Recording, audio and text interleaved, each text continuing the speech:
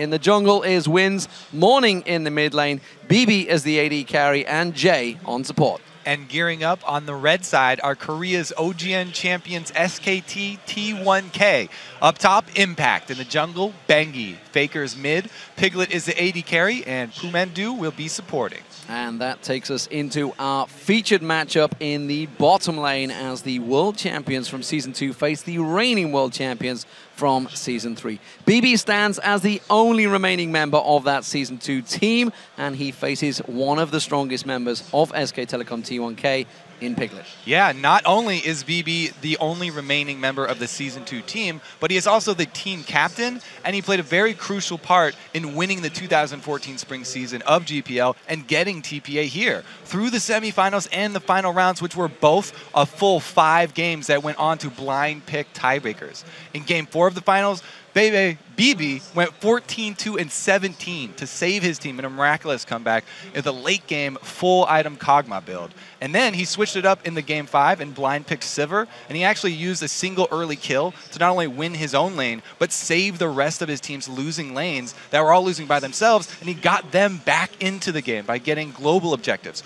early outer turrets, and securing the dragon for them. So BB really is the one that TPA will want to get going, but he will have a really tough task against Piglet. Yeah, Piglet, he's a very focused player, and he can be very critical of his own performance as well, even when they're doing super well. When they won the Champions Winter Finals with a 3-0 record, he actually shed tears because he believed his own performance was lacking, but he still is putting up amazing numbers, just like BB. During the recent loss to CJ Frost in the NLB, he still managed to go 12-1-5 in the last game, even though they did lose that game, which still speaks to his ability to remain focused throughout the match.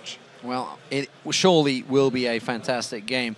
Talking about those bottom lanes, we heard Crepo mention it there. The faker factor has to be taken into effect here. Morning did play in Katowice, put up a good show against Alexic in that first game for Taipei Assassins when they beat Gambit on day 1.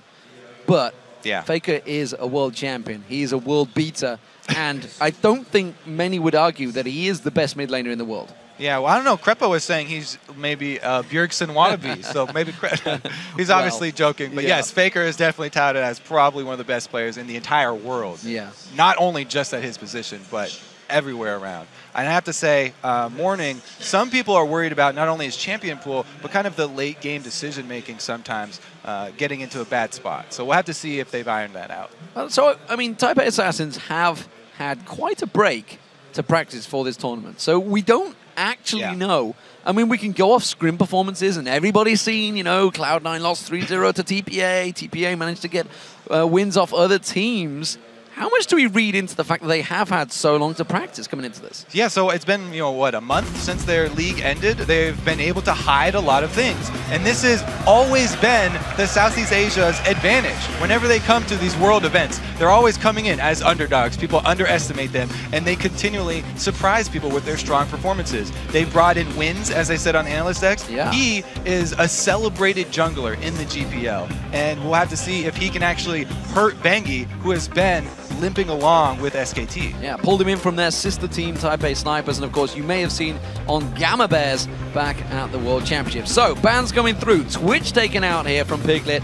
LeBlanc taken away from Faker. Thresh also banned out from Pumandu. We also see the bans coming out from SK Telecom T1, which is Kassadin, Jax, and Kha'Zix, who pops in there. He is. But quick lock-in, Lee Sin straight away, first pick for Taipei Assassins. Yeah, early lock-in there. Could definitely be a top lane Lee Sin as well. We'll wait for that. Obviously, flex pick, but the Kha'Zix immediately banned out. That's what they use in the blind picks. Definitely don't want to give them away their first picks. Well, we do know that, of course, Shyvana will be in that top lane for Impact, and of course it will be Piglet on Lucian. Yeah, so Twitch, pretty high priority for a lot of the Asian teams. Just because of the assassination potential when there are so many movements in the mid game, looking to pick people off, and also his team fighting ability. But as we said before, Lucian is a very high priority AD carry in many regions because he's a jack of all trades, but he's actually good at all trades. He's good in every single area.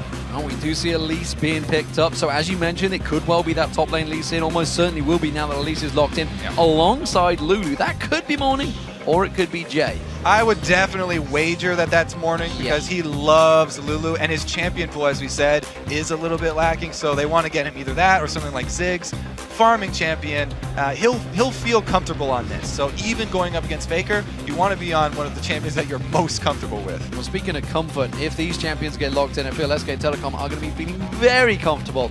Piglet on Vayne is a champion we've seen many times destroying Vayne. Okay, then who plays Lucian? That's a very good point. I mean, yes, in fact, that's an incredibly good point. I was actually thinking, why is that being hovered over? As soon as you mentioned it, hang on a minute. But of course they're going to switch in. Why not? They're going to keep me guessing. It will be Karma for Bumandu, and it will be Evelyn in the jungle. This is a very beastly duo lane, actually. Talking about very threatening early game here, Karma is a high-impact support. Not only is she great in 2 versus 2 if she's able to land her skill shots early and take somebody out of the lane very early, but she's also good in shoving down turrets because she's one of those supports that loves to start with that spell thieves and get the extra damage. Well, we'll see if this Ezreal gets locked in. Remember, BB has his own skin on this champion. It was the champion he used back in the Season 2 World Finals, taking down the Zubu Frost at the time, and then known as CJ Frost. Of course, a couple of their members are in attendance. He is the only man, but he's not going to play it. Instead, he's keeping us guessing and switches across to Jinx and Leona. Ah, and interesting. Another Jinx coming in. Instant lock it over here for Faker, though. Twisted Fate. Twisted Fate plus Evelyn, so much map control from SKT. This is a really, really strong mid-game team right here. As soon as they get Faker to level 6 and he can pressure the entire map, they also have Evelyn, who will be invisible, making all of the lanes play more safe. Definitely a very high control composition here from SKT. So, of course, running that Flash Ghost, it's something we've seen a lot in the career, of course. We've already seen European mid lane is trying to adapt to that as well. So, standard stuff. So, Archie in the top lane leads in. We did actually see him doing the same thing in Katowice, I believe. So, he was a very strong lane, but this time he's against the Shyvana, and a very, very strong Shyvana player in Impact. Yeah, Lee Sin also going to take the teleport there. So, they're both going to do teleport top lanes. And I don't think that they will be meeting up. But it is a possibility. We have seen very few standard lanes shake out. You talked about the global presence. The fact that there is a teleport there, it's a potential for a 5-man dive in someone with that Evelyn sneaking out in the jungle. Yeah, it's ridiculous because TPA, they're looking like they have a stronger team fight because, you know, they've got the Jinx in the backline. They have the engage from Leona. However, SKT have so much more mobility, and they have that global threat we talked about with the Evelyn. There's so many different moves that SKT can outplay TPA positionally in this game. Well, with the match about to get underway, we'd like you to turn to Twitter and tell us who you guys think will score first blood this time. Use the hashtag TPA or the hashtag SKT and send your answers to @LOLesports. What are you thinking on this one? There's a lot of abilities. We saw a level 1 fight in an OMG Fnatic game. Yeah, I often will give the first blood advantage to the team with Evelyn, but going up against Elise and wins on Elise, I'm just going to go for TPA here. I think they're going to get the first blood. He's an aggressive guy.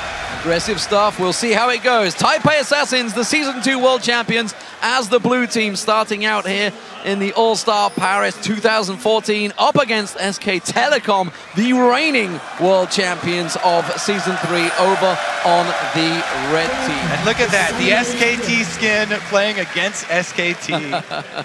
I like the shout out. So here we go. TPA, will they go for that late invade? Ward coming out from Jay very early in towards that top bush.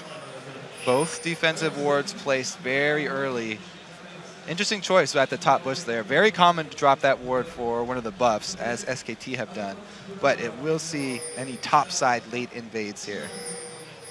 It looks like TPA really do want to go with the standard, sort of quote-unquote new standard, where they do lane swaps. And Jinx definitely does want to go for lane swaps, but SKT do position Shyvana towards the top.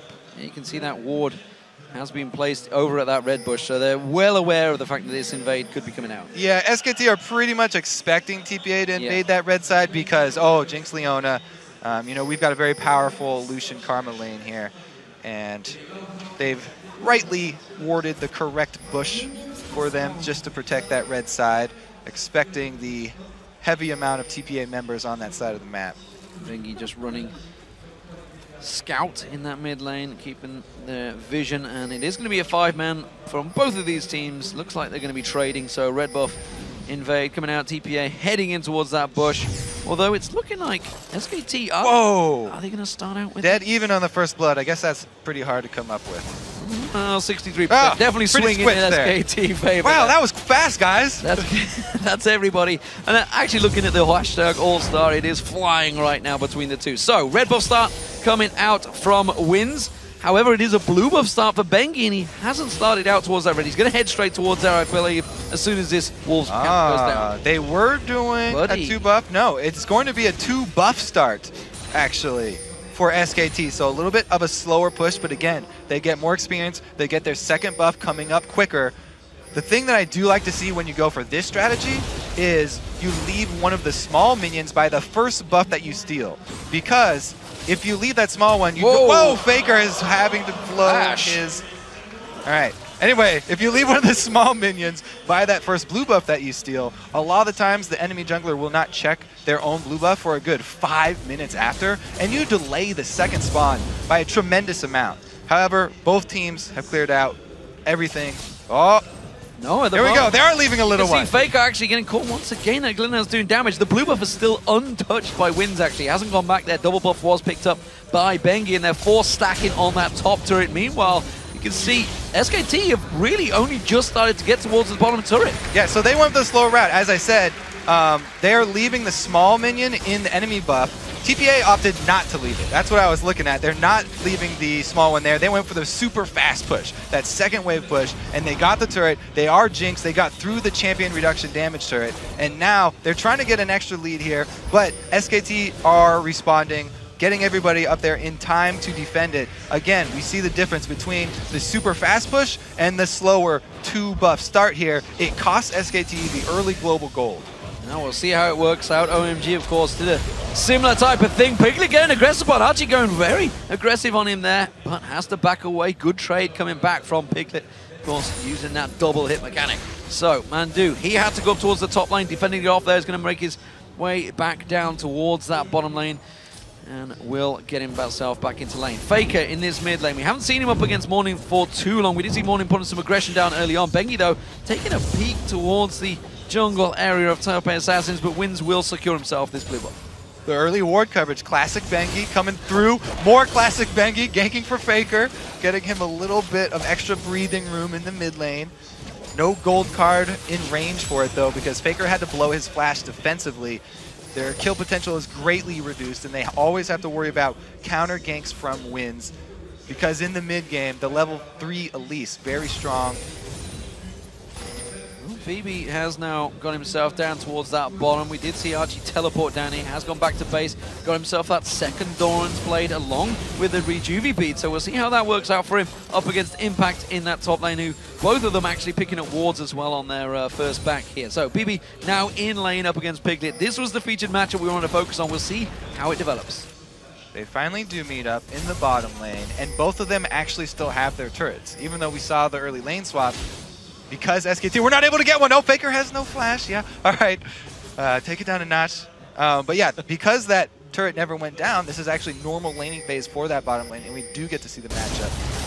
Yeah, Wins was coming in there. Jay goes in. Zenith Blade catching on towards Piglet. Does manage to get the second stun down, but the trade is going back towards BB. Ignite has run out. Exhaust was also used from Jay on Piglet there. Back and forth trade. Now Morning in the mid lane. You can see Bengi putting damage back down towards him. And Bengi's deep ward just saw Wins as well, so he knew there was no threat of a counter gank. He was just getting some more damage, making Morning back off. They're trying to keep Faker at an acceptable level for when he hits level 6. He wants to be able to back as soon as he hits level 6. He doesn't want to back early here. He's already had to blow his flash, and he's very low on mana, so he needed a little bit support from Bengi to actually stay there. Jay trying to hold this one out. 3-man diver towards him. Does manage to get the stun down on Bengi. He's going to get taken down. Is he, though? Oh! Is he going to be able to get away from it? Bengi's trying to run away. Zenith Blade not quite back off cooldown, and the kill does come out from Piglet. That's first blood for SK Telecom. Properly executed tower dive, but it was risky. They didn't have very deep ward coverage here, and there were a couple members just recalling.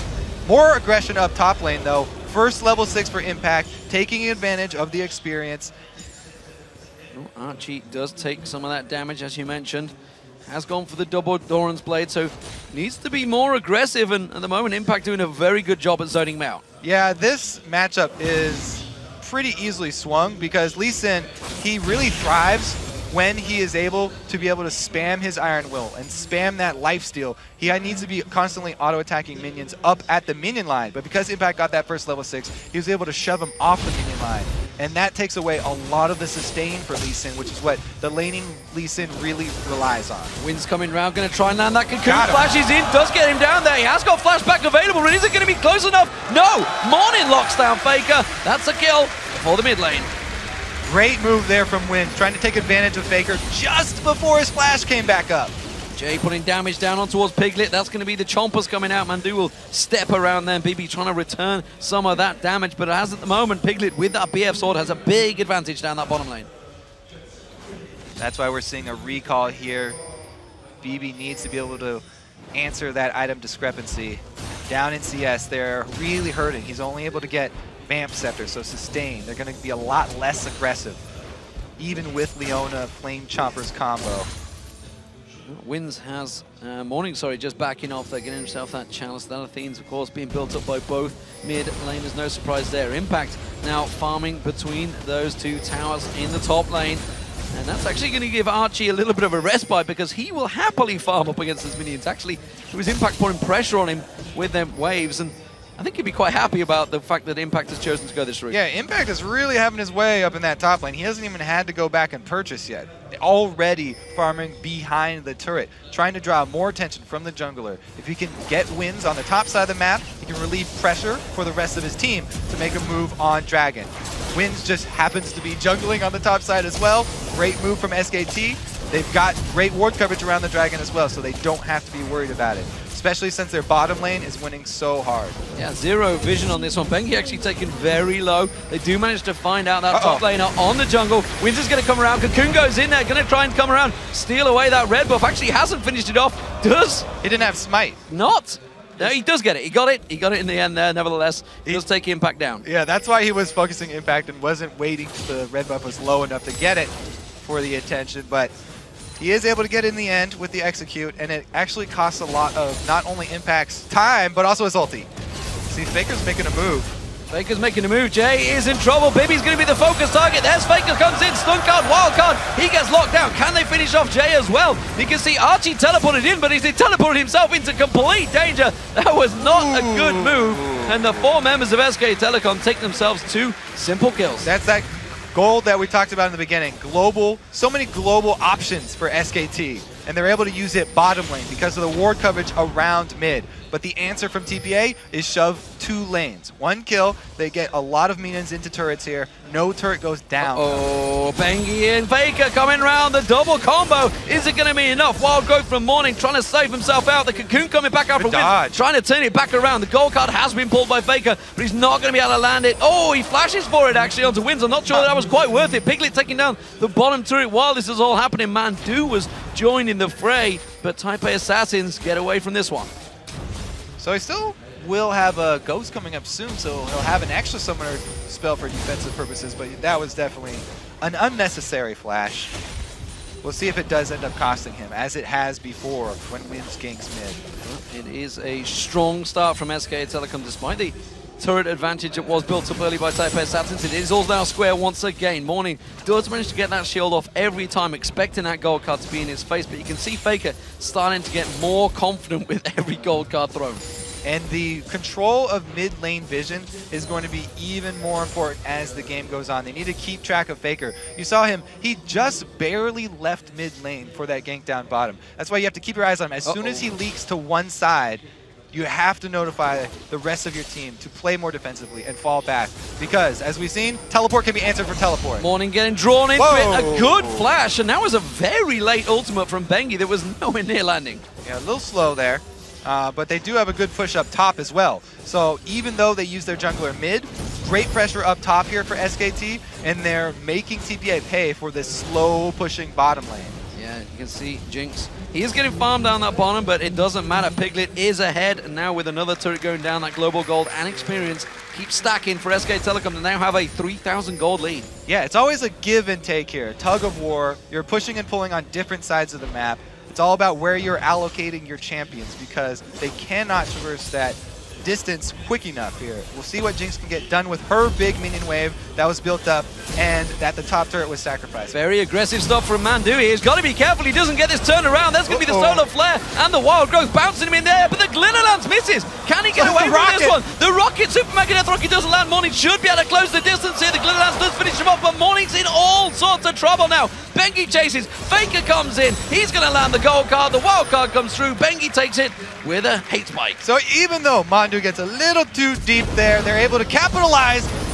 Bebe engaged on. Dragon Descent from Impact. Bebe got no escape from this one. The rest of the Taipei Assassins having to close in. The Cocoon does land. The Zenith Blade locking him up as well. And again, now Impact in trouble. They're turning this one back around. Can he get the damage back onto Bebe? No, he can't. Wins gets the kill. Yeah, a little aggressive there from Impact. Nobody was able to back him up and didn't have wards inside of the jungle. He saw an AD carry without an escape, and he wanted to make him blow a splash. So we'll see how Archie works out in this Lee Sin in the top lane. Hasn't been able to get any of that early pressure he would have liked, but he has got that pickaxe down there. Faker now in the top lane. He did manage to come down. He's been involved in everything so far for SK Telecom. We'll see how he gets going on this Twisted Fate.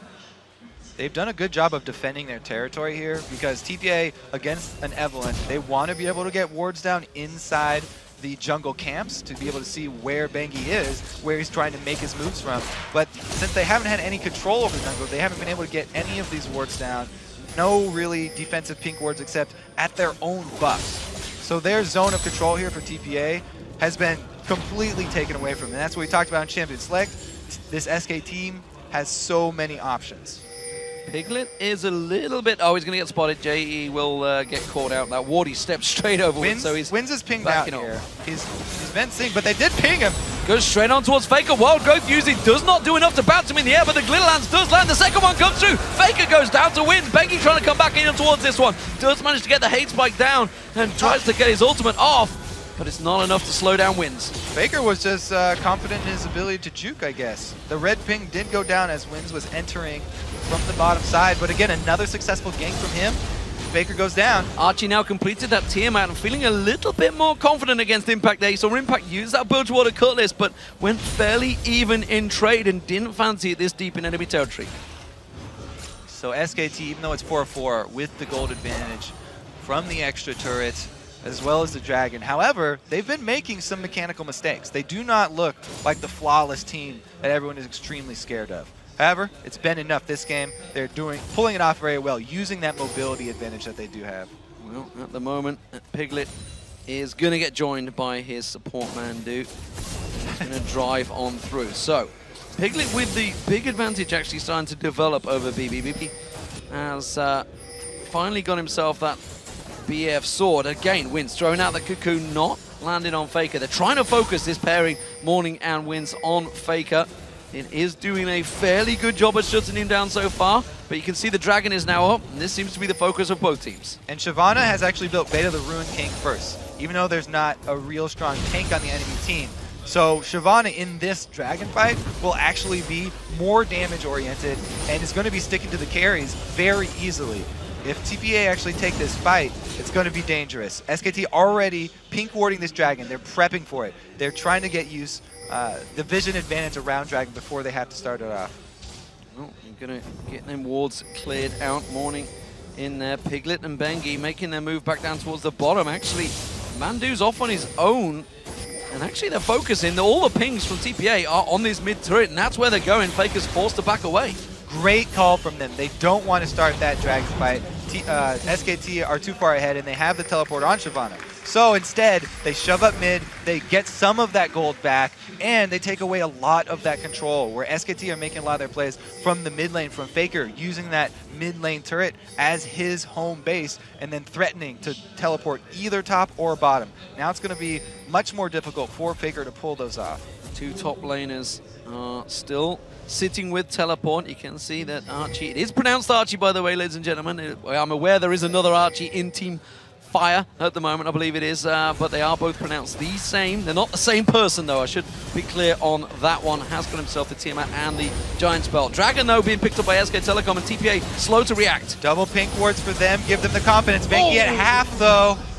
Execute on that rocket, not quite enough. Does land on Bengi, took him pretty low, but nobody was really following through from TPA. And Faker, again, he's rotating up top. He went through his own jungle this time. And there it is, the ulti. Does manage to flash away. Has he got far enough away? The kick does not land. He tries to knock upon Faker. Faker does land the gold card. Archie in all sorts of trouble. Will go down from this one. You can see he had the support coming around, but it was not there quick enough, and that was a good, clean gank from SK Telecom.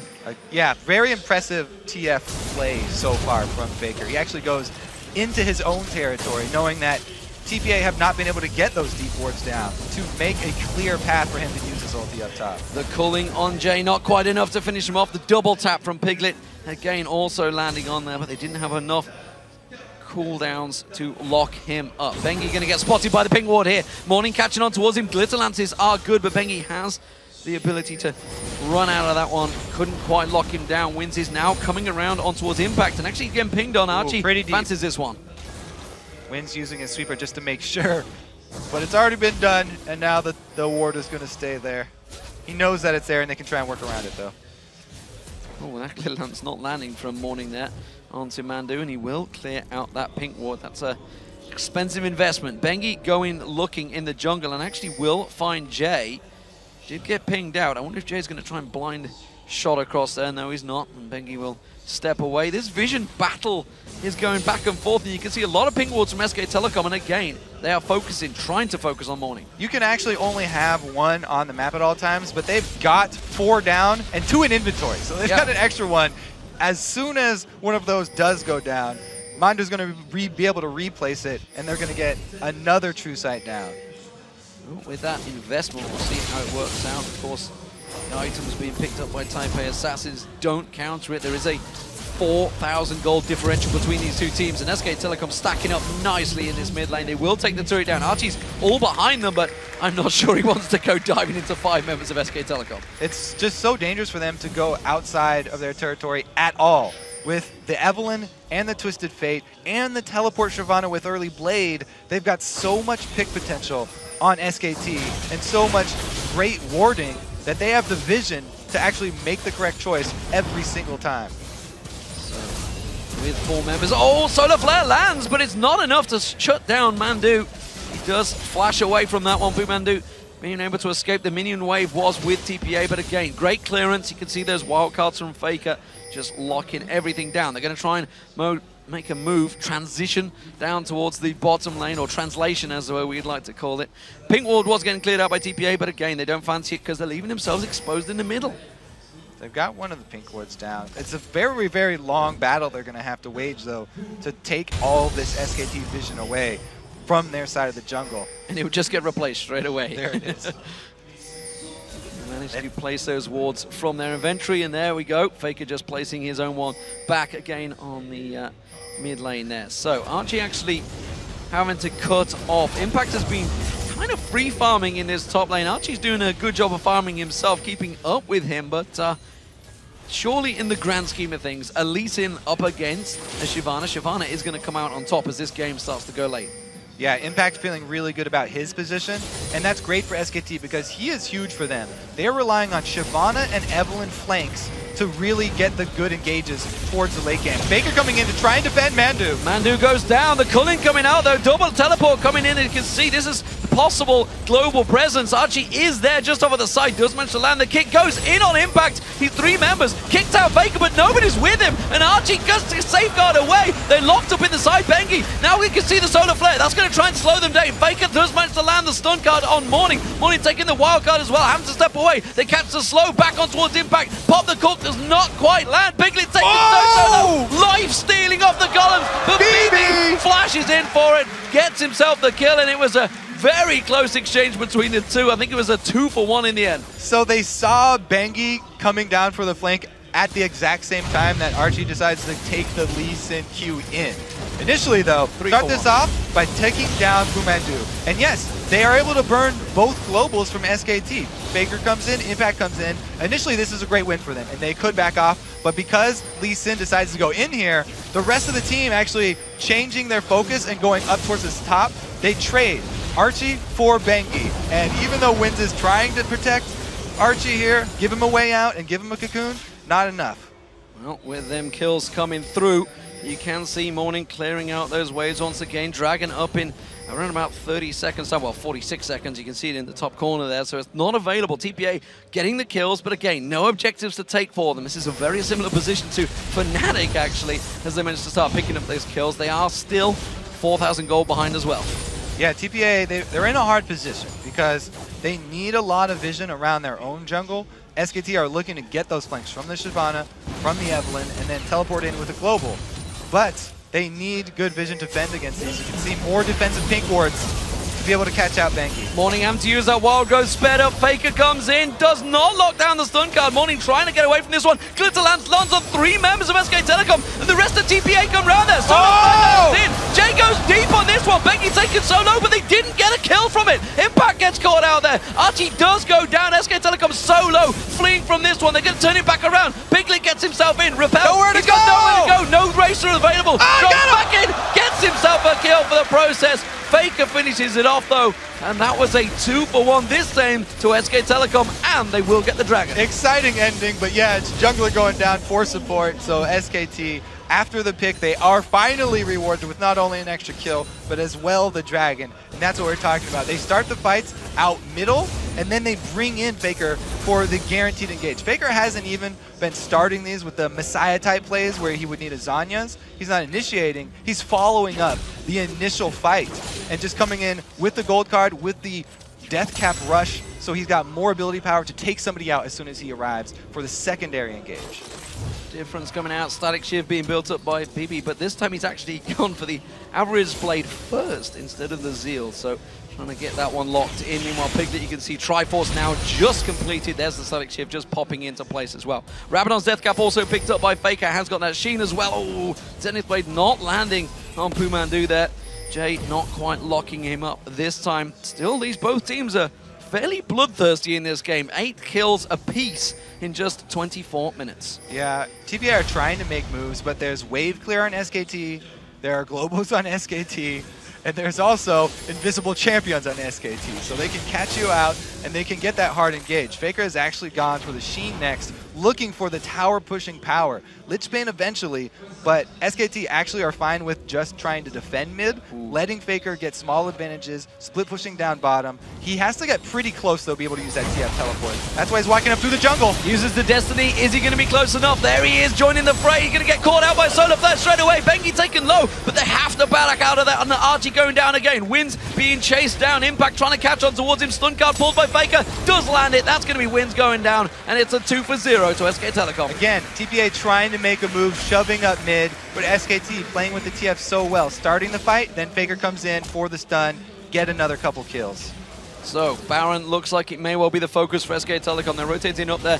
No jungler, of course, for Taipei Assassins, and this one should get picked up fairly cleanly. Bibi has not got Super Mega Death Rocket either. Wins has not got Wild Growth. He's going to have to simply poke at it with Wild Growth. Oh, Jay goes aggressive. He does actually draw them away at the moment. Solar Flare is not available either. They're simply trying to run interference. They're delaying them fairly well. They're doing a good job here. The damage going down, but there is the Baron. Now Jay's actually going to get locked up. Has to flash out. Glitterlance again catching 3 members of SK Telecom, but Taipei Assassins don't quite do enough, and that's a Baron for SK Telecom.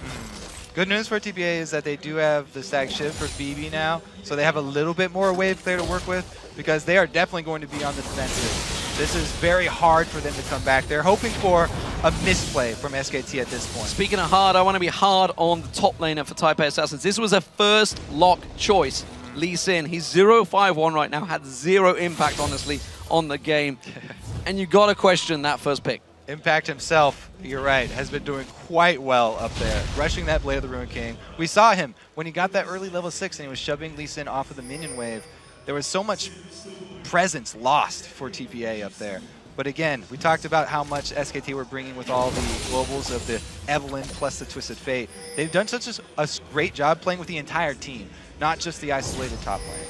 So, Mundu and Bengi in that mid lane, keeping the waves clear, keeping the vision down, as pink wards they had all down have been fairly well cleared out by Taipei Assassins. Taipei Assassins themselves have got some pretty good vision along the river, so they have a good idea of where SK Telecom are going to be, but they need to play the defensive game right now. This is a bound up SK Telecom. It's down to them to make the next move. Not only is it baroned up SK Telecom, they've got a very strong power spike right now. Dual items for their tank. They've got the AD carry with Trinity Force and Bloodthirster for Lucian. His burst is crazy right now. He's even added an elixir on top of that because they want to make the most of this Baron buff. We'll see how many towers they can actually get. They might be able to crack one of the inhibitor turrets. Going with that split push, 1-3-1 style split push. Blade Shyvana that does have teleport. And as we mentioned, Faker trying to get that turret damage going. Lich Bang, third item.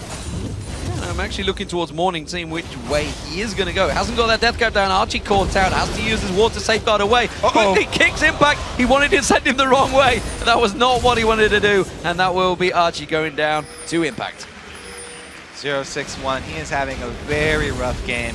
And compounding the fact that he's had a rough game is that he's spent a lot of money on mobility here. Boots of mobility, upgraded already as well. Wind's actually getting into trouble now. He's got nowhere to repel to. He's just going to drop straight down on Mandu. Faker's actually coming in. Does manage to get the wild growth off. Saves wins for now. But he steps back in there. Morning also having to back off. That Faker down that bottom lane. Still keeping that bottom turret. Taking it down. The minion wave will come in. That's the mid turret as well being picked up as the top turret. SK Telecom taking all 3 inner turrets in one clean swoop. I don't know. It just seems like so much to keep track of for one team. An Evelynn in itself is already ridiculously hard. It's almost a team effort that you have to do to keep track of her. And then adding a TF into that you also have to keep track of. SKT have just pulled out all the moves in this first game. Fantastic movement. That's going to be a second inhibitor turret going down as SK Telecom pounce on through. A double kill being picked up on Impact. Destruction Derby coming out from SK Telecom now. That's 2 inhibitors down. They're just going to push on for the win here against the Taipei Assassins. They started well in the late phase, but it's just not enough to teak up with the reigning world champions. Faker gets himself the final kill. Archie having a torrid time here. 0-7-1. That is why you don't pick the world champion skins against them. You have to back it up with something, anything. SK Telecom clear winners here against Taipei Assassins. Yes, very, very well played from SK Telecom. They just executed so cleanly. The first few TF ultimates, both finding their marks. Rotating so quickly, it didn't even look like a rotation. They ended with an 18,000 gold lead. It was around 16-8. So it was 8-8 at one point. That's how different that Baron fight was. That mid lane fight where they caught out that jungler. And SK Telecom proving really why they are world champions. They came into this tournament with a somewhat shaky record. They got knocked out in the quarterfinals in the Champions over in Korea, as well as NLB in the semifinals by CJ Frost. Caught a lot of people by surprise, that one. But they are clearly well practiced coming into this tournament, and they took themselves a fairly straightforward victory over TPA with those, as you mentioned, a pretty crazy global comp. Yeah, not only was their team executed very well, but also the individual play. You pointed out Impact on that Shyvana. Huge game for him. He was bullying Lee Sen without even having back, just with a Doran's blade. Well, he ended 6-1-6, 4-2-10 for Faker. I know a lot of people were saying he hasn't really made an impression, but let's face it, he was involved in, 90% of all the kills in that game. 3-1-10 for Piglet. Piglet never really had any problems in that bottom lane, and Pumandu was everywhere on the map. Yeah, they actually had a pretty good time. They got an early lead, and controlling that bottom lane, they were able to get a dragon from it as well. So they were helping out the rest of their team, not only with the objectives, but also by controlling their lane. And you know, this is the second game running where they haven't done that 4-0 split. They've actually delayed it, gone with the buddy system, slowly pushed it round. And just like OMG, this is the second team now SK Telecom have won. Is this clearly a tactic, a counter tactic that is now against that 4-0 split? Have they figured something out that the rest of the teams haven't quite picked up on yet? Well, no, teams used this before they even did the fast pushing or people split push. So that is often actually the way that people counter it. They suddenly go, you know, remember that tactic back then? Seems to work. Go back to the first step. It's mostly about execution, because as we always say in the early game, there's so many trade-offs, and it's really a chess game, the early game nowadays, because it's so much about choosing where you're sending your champions rather than the degree to how well you're playing these champions, because they're not playing against other champions. For the beginning of the game, all these lane swaps, they're just playing against minion waves and against turrets and against jungle camps. It's really all up to the team's choice, and it's how you build your strategy around that. And SKT are the ones who built the superior strategy. Well, what a fantastic game. That was the second game of the All-Star Invitation, is now in the books. It is time to send it back over to the Quick Shot and the guys for more insight.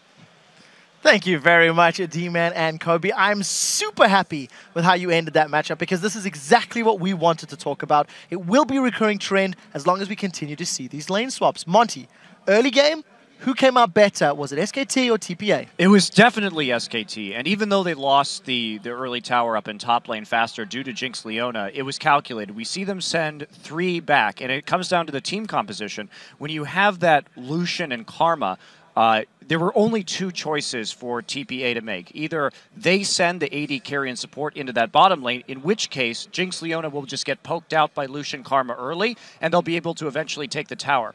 Also, Lucian was left farming, so he got a big CS lead. So actually, by preserving the tower, they concentrated CS onto Lucian because he didn't have to go back to win that lane against Jinx Leona early because of the poke.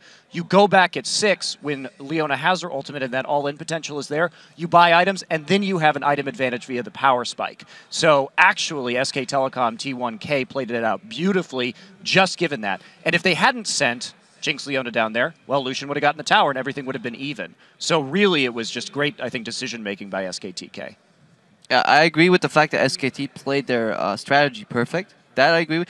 At the same time, though, TPA could have played theirs better.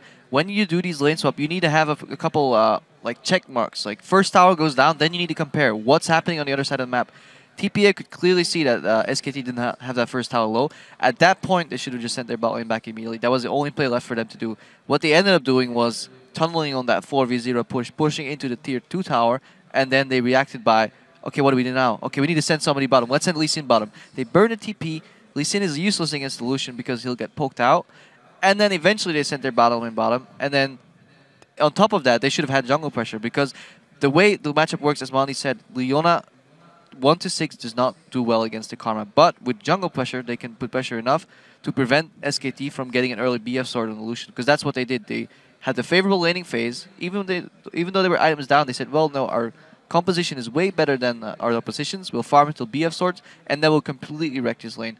So I still don't agree that SKT's strategy was better, but I do agree that they executed flawlessly, and TPA did not. Yeah, because worth pointing out that when you got to the 2v2 lane, you've got a 2v2 lane with basically equal levels. Leona got boots of speed, so she can get in there for the engages. So if you've got an Elise coming in, you're going to CC the Karma or the Lucian, which happened. You saw them do a 2-on-2 all-in, and okay, they lost the fight because of champions, right? You have double longsword on Jinx as well. Like, they recalled back, had same gold, showed up into the lane with more items, and like, these are the elements of which to win Lucian a fight. stayed, actually. Lucian actually did not get a base. That's what I mean. That's what I mean. Like, the TPA sent 2 guys top, they recalled, got him, showed up to lane, and you have a guy who's 2 longswords up in lane against you. You should be able to capitalize on that. Yeah, but you bring up the point of bringing the jungler down for that extra kill pressure in the bottom lane, but at that point TPA had already really made up their mind that they were going to try and deal with Faker in the mid lane, both through heavy trading over CS from Morning, as well as just sending him there, blowing the summoner spells and all of that. And that's what's so scary about SKTK, though, is you can shut down Faker. Teams have tried to do this, but there's always someone else on this team to pick up the slack. Yeah, at the end of the day, it really felt like SK Telecom just continued to grow their lead. They weren't necessarily doing massive plays, but they just kept growing a goal lead. They grew a kill lead. They had a very good map presence and control as the game went on, regardless of the fact that TPA did manage to shut down Faker early. They put some pressure on him, some individual plays. Well, yes, they forced his splash. They killed him with the gank, but he actually was ahead in farm throughout the entire game because Morning focused more on hitting Faker than actually taking CS. So Faker managed to do well. Actually, I believe by the 20-minute mark, he was 50 CS ahead or something. So he did well, even though he was pressured early. And SKT in general, the entire game here, they were just one step ahead of TPA. I mean, whenever TPA would start a fight in mid lane, there would just be 2 or 3 members up in top lane, taking the tower, quickly moving around the map here. And it meant also because SKT had a very good late game comp, that TPA needed to do something. They tried to group up in mid lane, SKT just went behind them, flanked them, and won the team fight. Well, as a closing thought, that first pick, Lee Sin, really did not work out for them. We want to check in on the conversation that's going on over at Twitter. Earlier today, we asked you, which team do you think will win the All-Star 2014 Invitational? We've seen some of the games. Now let's sample some of the answers that you've sent in. From a solitary llama, I'm going to go with the wild card. I think Fnatic will win All-Star due to having the crowd behind them every step of the way.